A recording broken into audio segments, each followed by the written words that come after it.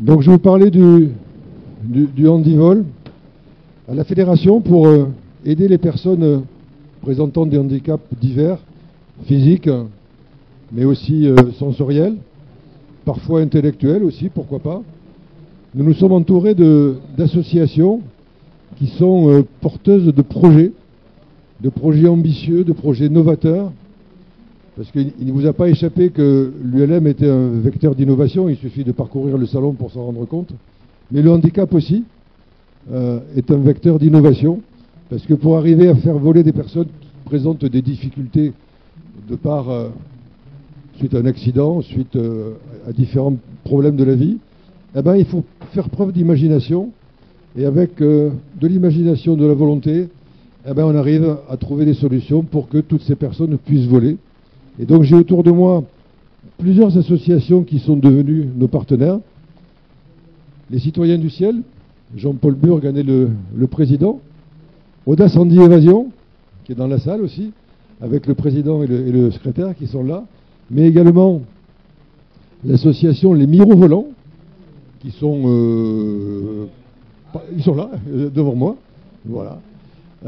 Et l'association l'Aéroclub des Sourds de France, Fans for All, qui sont également parmi nous et qui vont à tour de rôle prendre le micro pour vous expliquer quelle est leur actualité et quel est le type d'innovation qu'ils sont en train de mettre en œuvre pour aider toutes ces personnes à partager notre passion de voler. Je vais donc donner la parole à Jean-Paul Burg.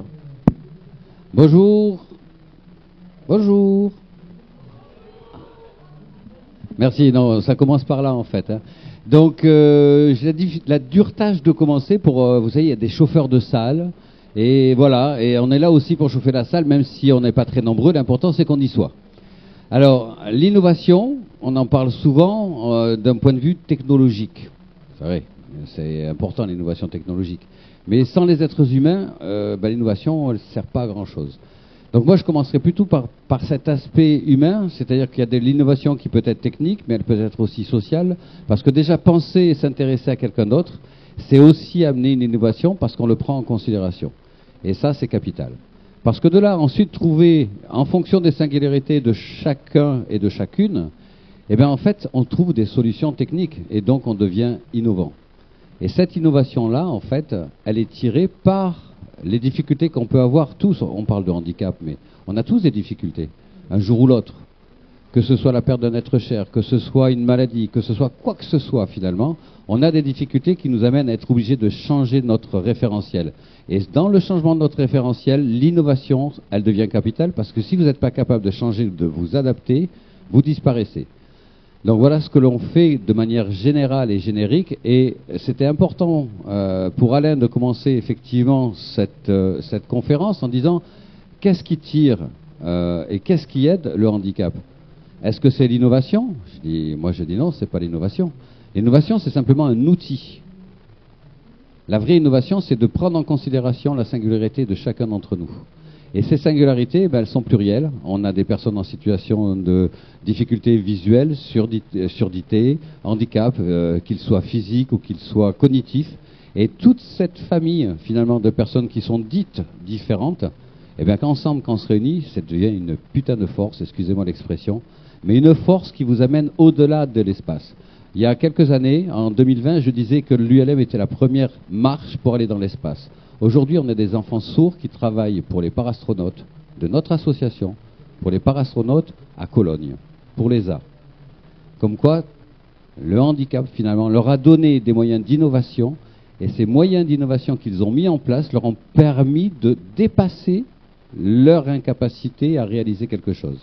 Donc là, autour de moi, dans l'association Les Citoyens du Ciel, on est en handicap pluriel, comme on dit, et l'important, c'est de pouvoir dire à chacun des enfants, tu as une difficulté, cette difficulté, on en a tous, comment on peut rebondir avec et comment on peut le faire. Et là, patatras, quand on leur disait ça, on avait un ULM qu'on avait construit avec des gamins, un ULM, un ninja, qui a pris feu. Parce que la maison du copain a cramé et que c'était pas assuré. Et on s'est retrouvé avec une destruction complète, donc une catastrophe complète. Et là, il a fallu faire preuve d'innovation, c'est les jeunes qui nous en ont fait part. En nous disant, mais là, on n'a plus d'ailes. Et ils se sont retrouvés à se dire, mais comment on va faire? Et là, eh ben, le fait qu'eux-mêmes se retrouvent dans cette situation nous a obligés, nous, à trouver de l'innovation. Et aujourd'hui, venez sur le stand Handivol, vous allez voir en fait ce simulateur de vol qu'ils ont reconstruit, qui va leur permettre de toute façon de non seulement de revoler, d'apprendre à voler, mais qui va leur permettre aussi, parce qu'on est allé plus loin à leur demande, de diminuer leur éco-anxiété en travaillant sur de la structure biosourcée, avec du bambou, avec un certain nombre de matières qui sont régénérables facilement. Et on leur apprend, grâce à eux et parce qu'ils nous l'ont demandé, on réapprend à ça. Donc l'innovation, finalement, elle est devenue naturelle parce qu'on s'est retrouvé dans une situation qui peut être assimilable à la perte de la vue, à la perte de l'audition, à la perte d'un moyen de transport, je dirais, de matérialité ou de handicap, quel qu'il soit, ou le cognitif, ou le psychique, parce qu'il y a des handicaps qui ne se voient pas aussi, mais qui se passent aussi dans des connexions neuronales qui ne fonctionnent pas. Et c'est pas de sa faute à la personne qui a ça. Donc voilà, le handivol, c'est tout ça. C'est toute cette famille de personnes qui, à un moment donné ou à un autre, ont eu un événement de vie, et cet événement de vie les a obligés à changer, les a obligés à se remettre en configuration, et surtout, à repenser leur futur. Et ce futur-là amène une innovation déjà intrinsèque, comme on dit, hein, une innovation qui leur appartient, mais derrière, elle amène une innovation technologique, et nous, on est là pour les aider. Tu as besoin de quoi? Tu veux voler? C'est quoi ton problème? C'est l'apprentissage? C'est le cognitif? C'est le visuel? C'est la surdité? C'est la mobilité? C'est quoi? Eh bien, on va essayer de trouver ensemble une solution. Et de là, ils deviennent acteurs. Et quand vous avez un jeune qui devient acteur, là on a 3 jeunes qui sont ici, hein, vous pouvez vous lever les jeunes, hein, s'il vous plaît, hein, vous êtes les représentants. Voilà. Avec des handicaps que vous ne voyez pas, mais qui sont bien présents. Et ces jeunes-là, eh ben, non seulement ça leur a donné une base, excusez-moi, hein, je vais donner un petit peu de votre parcours. On en a un qui a sauvé sa sœur d'un incendie, d'un toit qui s'est écroulé. Voilà. Et en plus, il est devenu sapeur-pompier, jeune sapeur-pompier. Voilà, déjà. On en a un autre qui se retrouvait, après des échecs systématiques, à rebondir par rapport à ça et dire bah, finalement, je n'ai pas réussi à rentrer à l'école d'Airbus, mais c'est pas grave, de toute façon, je vais recommencer. Donc la pugnacité, elle est là, il a dû faire preuve d'innovation intellectuelle. Et on a une autre jeune personne qui s'est retrouvée au milieu de tout ça parce qu'elle n'a pas de difficulté particulière, si ce n'est d'être hypersensible, et que son hypersensibilité fait qu'aujourd'hui, elle est capable de remuer la Terre, la planète entière, et de vous amener la planète avec vous. Donc voilà l'innovation, par où ça passe. Donc voilà. Et là, je voulais passer ensuite la parole, je ne sais pas qui c'est qui va venir. Tu m'as dit de faire court, j'ai fait court. Hein. Je suis moi-même surpris. Non, parce que j'ai la réputation d'être là. Non, mais merci beaucoup Jean-Paul pour cette présentation. On va donner la parole à l'association Audace Handi Évasion. Alors je ne sais pas qui parle, si c'est le président, le secrétaire, le trésorier. Oui. Voilà le micro, tu te débrouilles, c'est à toi. Alors déjà passer après Jean-Paul, c'est vraiment pas facile. Quelle sémantique. Moi, je ne vais pas dire grand-chose. Il y a Philippe qui est notre président ici, qui a créé l'association avec des copains. On était 2 au départ, maintenant nous sommes 117. Je vais juste plutôt les personnes qui vivent notre aventure. Je vous demande, monsieur Gilou, de nous rejoindre sur scène. Et Olivier aussi. Et puis je crois qu'on va leur laisser la parole pour peut-être des échanges. On n'a pas trop préparé les textes, mais ça sera aussi cool comme ça. Tu nous rejoins, Olivier, éventuellement? Et puis Mercedes qui nous a beaucoup aidé, parce que Mercedes, elle vient avec nous, tiens. Mercedes, il faut savoir que nous on fait des dirigeables, des montgolfières, mais on les fabrique nous-mêmes, on les coud. Et maître couturière, parce que grande expérience à la couture de ballon, mais là on a couturier. Vas-y. Oui, vous avez, tu as parlé tout à l'heure que dans la vie on rencontre des difficultés ou des échecs. Moi, après mon accident, ah oui, j'ai oublié de me présenter, excusez-moi. C'est Gilou, voilà. Ah ouais, comme ça, ouais, c'est mieux. Voilà. Donc, pour vous faire un petit historique de ma personne, accident en 2006, amputé 2009, c'est mon choix. Après, j'ai voulu me réinsérer dans la vie de tous les jours. Donc, pour être autonome financièrement parlant, il faut parler, du moins il faut travailler.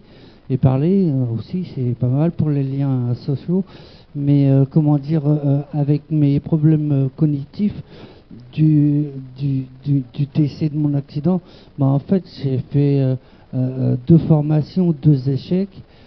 Puis bah, j'ai tout simplement baissé les bras quoi, au niveau de l'éducation, parce que bah, c'est pas adapté pour ma cadence d'apprentissage, quoi. C'est tout. C'est juste ça, moi. Pour l'adaptation, en fait, au lieu que si elle faisait 1 an, par exemple, il faudrait plutôt qu'elle fasse 2 ans. Parce que pour que je l'assimile et que je la comprenne bien, il me faut un certain temps, quoi. Il faut me corriger plusieurs fois. Puis des fois, pour me motiver, il faut me mettre des petits coups de cravache aussi. Mais ça, c'est comme ça. Et avec l'association, quand on s'est rencontrés au hangar, bah, c'est vrai que j'étais... je pratiquais, je pratique de temps en temps une activité de parapente par chez nous. Et ils avaient invité Roland. Et puis bah, c'est comme ça que j'ai rencontré les gars, quoi. Donc on a sympathisé, tout ça. Et moi sur Internet, j'avais tombé sur un petit reportage de la demoiselle qui est juste à côté de moi et qui expliquait que bah, de rien, merci, et qui expliquait que la montgolfière, c'est une invention française par les frères Montgolfier, qui sont devenus 2 montgolfiers par la suite. Après, je ne pourrais pas vous dire l'historique, parce que justement, les problèmes cognitifs, ils rentrent en cause. Mais quand Mercedes elle avait intervenu sur ce reportage, elle disait que le savoir-faire, justement, de la création de montgolfières, en France, ça se perdait, quoi. Il y avait quasiment plus personne. Je crois que la seule grosse entreprise, c'est tes voisins. Pour reprendre, je commence par me présenter. Donc, je m'appelle Mercedes Taravillo. Je suis artisan. Je fabrique des montgolfières, mais catégorie ULM ou construction amateur. Mais il n'empêche que moi, le petit artisan, j'ai quand même formé le seul et unique fabricant français qui se trouve en Ardèche, qui est mon voisin. C'est moi qui l'ai formé. Donc je suis quand même très fière parce que voilà, je forme ce genre de personne qui a développé son entreprise et qui est devenu aujourd'hui le premier fabricant français. Mais je forme également des élèves beaucoup plus modestes comme Gilou. Gilou qui est venu frapper à ma porte et qui m'a dit, bah écoute Mercedes, j'ai découvert ton métier, tout ça. Crois-tu que moi, je pourrais apprendre la couture? Alors, comme tu viens de dire, très justement, alors, attends, tu peux me lâcher le micro? Pardon. Merci. Il s'accroche. Alors, j'ai dit, bon, ok Gilou, bon, raconte-moi, c'est quoi ton problème? Alors, notre ami Gilou, il a 2 problèmes. Il a un problème physique qui se voit, et dans ces cas-là, nous tous, quand on voit quelqu'un qui boite, bon, on sait qu'il a un problème à la jambe. Gilou, il a perdu une jambe, ok, suite à un accident de moto, mais il n'a pas... Ça, c'est la partie visible de l'iceberg et que tout le monde comprend très vite. Tu vois quelqu'un qui boite, tu lui laisses ta place, tu laisses ta chaise, tout ça, mais il y a un autre problème qu'on ne voit pas, qui est que notre ami Gilou, à la suite de cet accident et d'un nombre très très important d'opérations, Gilou aujourd'hui il a perdu la mémoire immédiate. Et on peut dire, oh c'est pas bien grave, en vieillissant on la perd tous. Oui, sauf que chez nous, on a quand même vécu, on va dire, 60 ans avec une mémoire normale et qu'on a commencé à la perdre progressivement à partir d'un certain âge, quand on attaque la descente, d'accord? Tandis que Gilou, c'est à 40 ans que tu l'as perdu, ta mémoire immédiate? Non, j'ai eu l'accident en 2006, je suis né en 79, donc c'est à 27 ans. 27 ans. Et je suis sorti, donc accident 2006, et je suis sorti d'hôpital été 2009. Puis après, j'ai été faire des stages régulièrement, plus des formations ça n'a pas marché, quoi. Mais voilà, quoi. Donc on est tous d'accord qu'à 26, 27 ans, c'est trop tôt pour perdre sa mémoire immédiate, ok? Mais on a affaire à un battant. Et je peux vous dire que là, on a vraiment un exemple de ténacité. Hein, vraiment, Gilou, c'est vraiment un exemple vivant. Gilou, il n'a pas baissé les bras. Il a dit non, non, non. Bon, déjà aujourd'hui, on a des outils que n'avait pas, peut-être, si ce même accident était arrivé à Gilou il y a ne serait-ce que 50 ans, le pauvre Gilou, il serait peut-être pas là aujourd'hui, d'accord? Il a eu beaucoup de chance, il a eu affaire donc à tous les progrès de la science médicale qui lui ont permis quand même d'être mobile, autonome, il conduit son véhicule quand même, hein? Et puis aussi la progression de tous nos appareils qui nous facilitent la vie aujourd'hui, comme ne serait-ce que notre portable. Alors notre portable, Gilou, il a plein de petits trucs, des petites sonneries qui sonnent pour lui dire hop hop hop, à telle heure, il faut que tu prennes un médicament, à telle heure, il faut que tu fasses ci, que tu fasses ça. Mon téléphone, c'est vrai, il me sert pour mon autonomie, quoi, en fait. Il y a la prise des médocs qui est très importante, mais il y a aussi pour aller faire les courses ou des fois quand il y a certaines démarches administratives qui sont importantes, quoi. Voilà. Oui, merci Gilou. Le petit micro pour le temps de parole. L'idée, c'est, Gilou, vous avez compris des problématiques et pour rebondir sur le thème, les handicaps, levier d'innovation. Bien, Gilles nous a apporté des solutions techniques. On a dû adapter nos machines, nos dirigeables, et puis je vais passer la parole à Olivier. Et tout ce qu'on a fait pour nos copains, moi, c'est que du bonheur, parce que ça m'a amené des solutions que je n'aurais pas imaginées au départ. Je vous laisse parler des solutions de manette, etc., pour recentrer un petit peu sur le sujet. Alors, pour rebondir à ce que Pascal disait, donc les évolutions qu'on a apportées, c'est donc, vous imaginez une montgolfière, le brûleur il est en hauteur. Donc pour les gens qui ont des problèmes au niveau clavicule ou qui sont en fauteuil et puis ils sont un petit peu petits, c'est pas évident d'attraper le brûleur. Donc on s'est dit, on va faire une commande déportée. La commande déportée, c'est donc un accès aux commandes du brûleur avec un système au niveau d'une main comme sur un comptoir de bar. Bon, c'est pas la bonne référence, mais avec manette de vélo et en se disant, on n'a plus besoin de lever la tête, de lever les bras plutôt, et aussi lever la tête parce qu'au bout d'un moment, les cervicales c'est pas bon. Et on a toutes les commandes au niveau des bouteilles et on peut poser notre bras tranquillement, faire un vol assis. Bon, vous allez me dire, je suis assis en permanence, mais pour les personnes qui nous suivent, handicap visible ou pas, ils sont assis aussi. Et donc, on a accès à double commande, un brûleur avec accès aux ces double commandes. Et comme nous, on est un ULM classe 5, on a un moteur à l'arrière. Et donc, le moteur, on l'a fait aussi piloter pour qu'on puisse le déporter à gauche et à droite, un couplage avec les commandes déportées du brûleur. Voilà l'innovation qu'on a apportée, je dirais, à tout le monde, que ce soit handicap visible, non visible, les gens de tous les jours. Donc ça permet de faire évoluer les choses avec le handicap. Merci Olivier. En fait, chacun a sa place. Il y a le président, il y a le secrétaire. Enfin, voilà, toute l'équipe est acteur du projet. Et en fait, tout a été possible parce que c'est une aventure humaine extraordinaire en 2 mots, et sur lequel on a trouvé des solutions techniques. Les solutions techniques, on les trouve finalement toutes. Il n'y a aucun problème pour ça. Il faut juste que dans l'équipe, on ait les bonnes compétences pour trouver les solutions.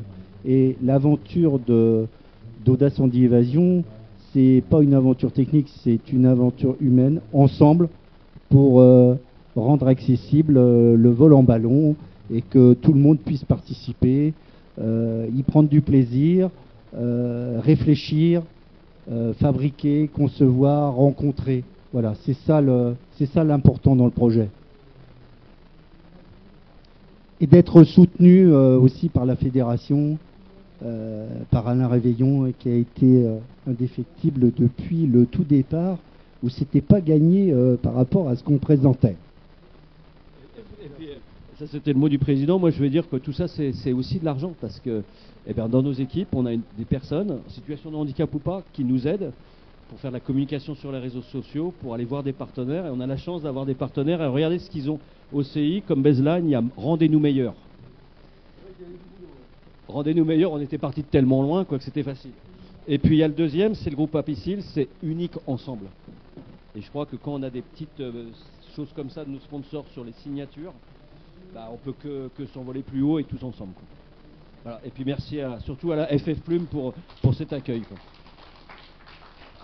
Merci Pascal et bravo. On va continuer avec une autre association qui s'appelle les Mirovolants, qui est devenue une association fidèle de notre rendez-vous annuel et qui travaille depuis très longtemps dans ce domaine de l'innovation. Ça peut paraître un peu paradoxal de dire je vois pas mais je pilote, mais pourtant ça le fait. Ils le font, et ils le font de mieux en mieux grâce au système qu'ils inventent eux-mêmes. Je te passe le micro. C'est Isabelle qui commence. Alors, on va passer la parole à Isabelle Fléchier, donc des Mirovolants. Eh bien, bonjour à tous, merci de votre accueil. Les Mirovolants, si moi je redémarrais sur le handicap, je dirais une autre chose, hein, c'est que l'handicap, c'est pas nous, c'est simplement la limitation de nos activités dans le monde, et que tout le monde là, l'environnement, il faut qu'il s'adapte à nous. Voilà, je dirais ça. Les Mirovolants, on est là depuis 30 ans, a été ouverte, fondée par Jean-Claude qui est à côté de moi, et deux autres personnes qui aujourd'hui malheureusement ne sont plus de ce monde, qui sont décédées, mais qui ont cru, dur comme fer, que faire voler des personnes aveugles, c'était possible. Et donc, qu'est-ce qu'ils ont préparé au départ? Ils volaient à la voix. C'était l'instructeur qui était à côté d'eux, qui racontait tout ce qui se passait sur le tableau de bord. Et la personne qui était là, à côté, ne faisait pas juste être passagère, elle prenait le manche et elle décidait de ce qu'elle devait faire. Et puis, petit à petit, ils se sont dit, oui, l'instructeur, il parle beaucoup, il a soif, et à un moment donné, il faut qu'il soit un peu soulagé. Et puis, la personne, elle s'est dit, j'aimerais bien être un tout petit peu plus autonome. Donc, ils ont eu l'idée d'aller chercher des partenaires techniques. Il y a une équipe de Thales, en 2003, qui a accepté le défi et qui a mis au point, pour l'association, un système sonore de guidage.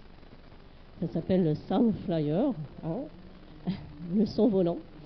Et en fait, c'est un système embarqué qu'on met dans n'importe quel avion. Ça, c'est important. On ne transforme pas l'avion ou l'ULM, parce qu'on peut le poser dans l'ULM ou même le planeur, parce qu'on fait aussi un peu de planeur.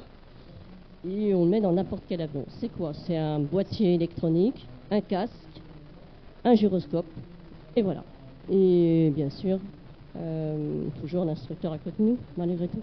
Et qu'est-ce qu'il fait, l'audioguidage? Il nous met dans les oreilles notre assiette. C'est-à-dire, si on va à droite, tout se déclenche, va à droite. Tout le son va à droite. Et si on va à gauche, on va tout. Logique, tout va à gauche. Et si on monte, c'est pareil. Et si on descend, ça fait du son plus grave ou plus aigu. Et puis, ça ne nous suffisait pas quand même de savoir notre assiette, notre inclinaison. On s'est dit, ça serait bien d'avoir quelques informations supplémentaires. Quoi, par exemple, l'altitude. Donc, on a mis en place, avec ce Soundflyer, une interface aussi vocale, qui nous disait vocalement quelques informations, dont l'altitude, la vitesse sol, notre route. Donc ça, c'était un premier chose en 2003. Et depuis, on s'est dit, on aimerait bien encore un peu plus. Et aujourd'hui, on a essayé d'avoir un système supplémentaire. C'est la version 2 du Soundflyer, qui nous permettrait, et qui nous permet déjà un peu, même si le projet n'est pas fini parce que c'est long, ces développements, c'est très très long, la R&D, c'est de l'argent, comme disait Pascal.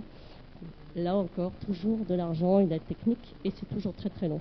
Il mériterait de mettre, par exemple, une navigation entière sur un Sunflyer, parce que avoir un téléphone, c'est très bien, mais quand on a déjà des sons dans les oreilles, eh ben, ça fait beaucoup beaucoup de choses. Parce qu'on gère effectivement notre inclinaison, notre attitude, la radio, malgré tout, on le fait aussi. Donc ça faisait déjà beaucoup, donc on essaye d'avoir autre chose. Et puis ben voilà, c'est quelque chose qui est en cours. Et Jean-Claude, lui, il s'est dit, ben, pourquoi pas faire quelque chose plus pour les débutants, parce que le Sunflyer, peut-être pas aussi intuitif qu'on le veut, mais plus peut-être pour les autres. Donc je vais passer la parole à Jean-Claude pour qu'il vous parle de son projet qui s'appelle le projet Horizon Tactile.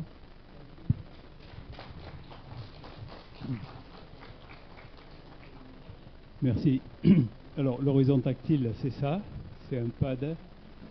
Alors, il donne les mêmes fonctions que le Sunflyer, mais en plus il a une fonction une transcription tactile. Voilà. Donc on a deux perceptions, à la fois audio et tactile. Donc je suis venu l'an dernier avec le démonstrateur de cet appareil, parce que ça fait 5-6 ans qu'il est en étude, et cette année je viens avec le prototype premier de la série. Il est miniaturisé. Voilà, c'est la partie rouge que vous voyez, c'est l'attitude, alors qui bascule là, comme l'aile de l'avion ici, et qui bascule en piqué ou cabré pour le capot moteur. Voilà, donc au tactile, on connaît l'attitude de l'avion. Et devant, il y a les 4 boutons, comme sur le Sunflyer, ou par appui-bouton ou par routine, on connaît les valeurs, paramètres, altitude, vitesse, cap, vario. Voilà. Donc ce que je veux, c'est un appareil de base, effectivement, c'est plutôt pour les débutants. Et je veux surtout remercier Alain Réveillon et la Fédération ULM, parce que c'est eux les premiers qui ont fait le premier chèque. Ensuite ont suivi la FFA, les autres fédérations, et entre autres l'entreprise d'AR Socata, où on a été lauréat de la fondation. Je veux remercier toutes ces personnes-là qui ont permis, avec la Fédération ULM. Merci à vous tous.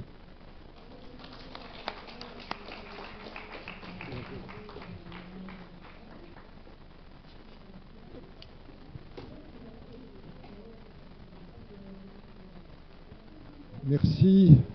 Donc merci au Mirovolant pour toutes ces belles innovations qui permettent et qui leur permettent donc de pouvoir piloter comme nous tous.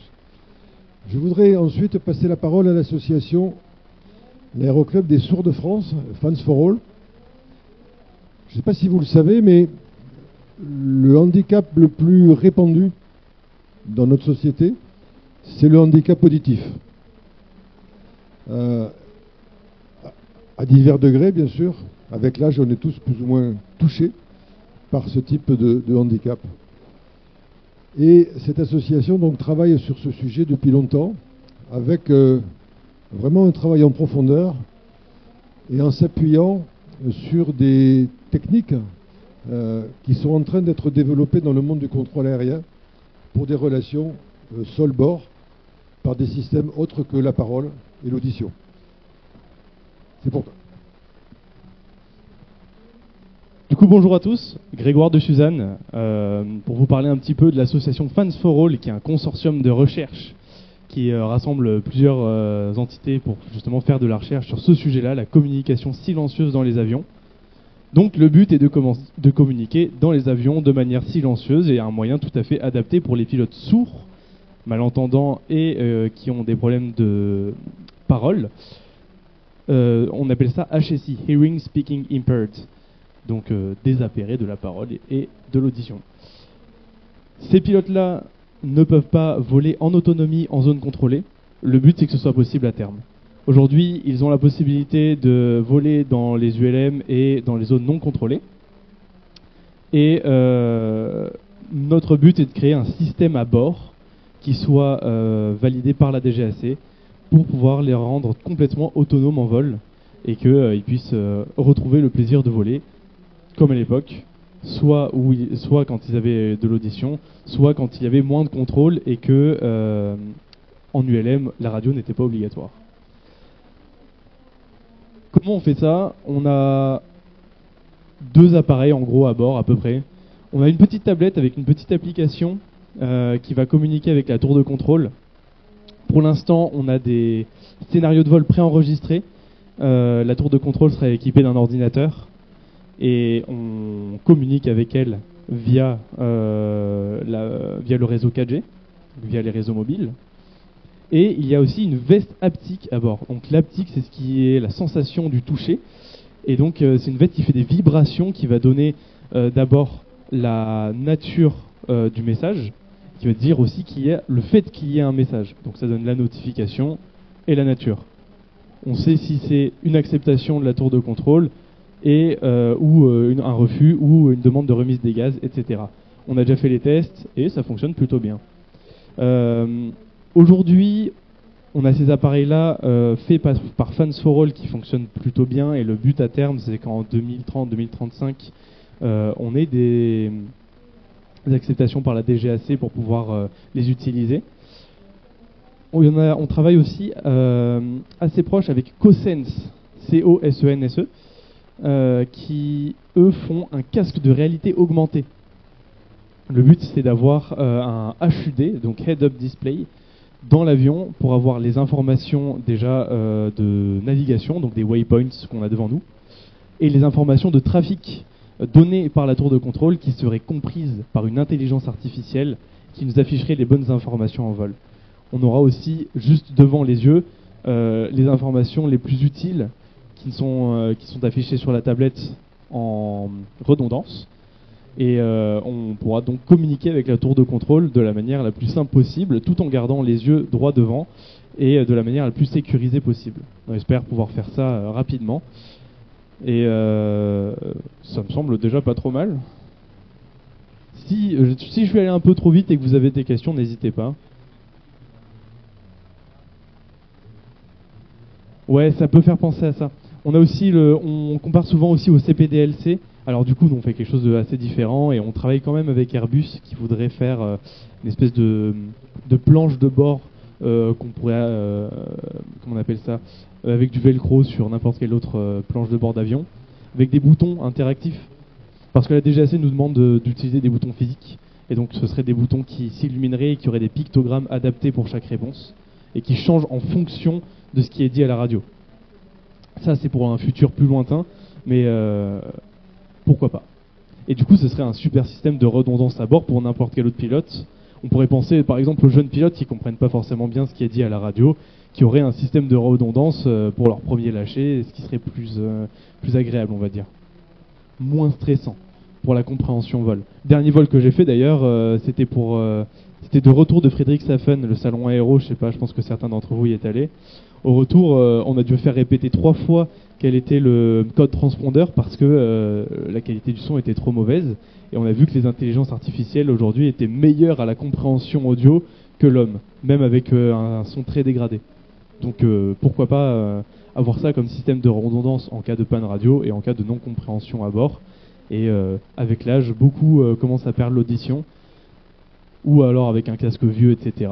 Et donc je pense que ça pourrait aider le plus grand nombre. Voilà, merci à tous.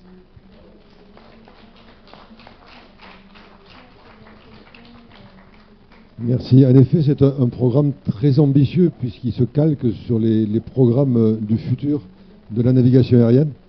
Et cette question des échanges d'informations sol-bord, elle est faite pour de navigation en altitude. Et là, leur objectif, c'est de l'appliquer au décollage, au tour de piste et à l'atterrissage.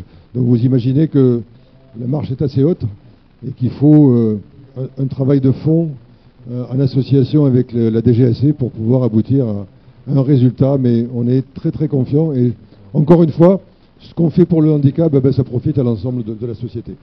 Alors je sais que Jean-Paul a envie de conclure. Et depuis tout à l'heure, il me regarde en disant tu vas me passer le micro, tu vas me passer le micro. Allez, à toi. Non, mais en fait, si vous voulez, on a une complicité qui nous permet de nous charrier les uns avec les autres. On parlait d'innovation tout à l'heure, j'ai oublié de rajouter parce que je vois Peyo qui est au fond de la salle. Dans l'incendie de notre appareil, on a notre moteur qu'on tient, qui peut être fonctionnel, mais ce moteur, on va transformer, on va travailler avec les universités, donc aussi dans l'innovation, pour justement essayer de transformer ce carburant en biocarburant par les universités. Comme ça, on va pouvoir nous les tester. Et donc, on va rentrer dans une innovation qui va permettre aux jeunes, à ces jeunes que vous avez là juste à côté de vous, de se dire, ben, je vais être un acteur puisque je vais faire les certifs de vol, je vais faire les certifs de contrôle, je vais faire les protocoles de contrôle qui vont leur permettre finalement de tester du biocarburant. Donc, ils vont devenir acteurs un petit peu de c'est possible ou c'est pas possible, peu importe le sujet. Et je vous encourage tous à venir voir parce qu'en fait, le handicap, enfin, nous on n'appelle pas ça le handicap, on appelle la singularité. La singularité, quand elle est multiple et qu'elle est plurielle, venez la constater sur le stand de Handivol, vous verrez une diversité de puissance phénoménale et d'énergie phénoménale tournée vers l'autre. Voilà, c'est tout. Et merci Alain.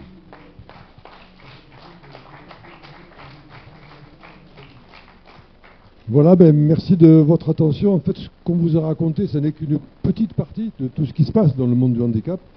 On n'a pas le temps de détailler davantage, mais sachez qu'il y a des projets multiples, variés, un petit peu dans tous les coins, et qu'on essaye justement de fédérer, de coordonner un petit peu tout ça, pour que tout le monde puisse voler. Voilà, merci à tous.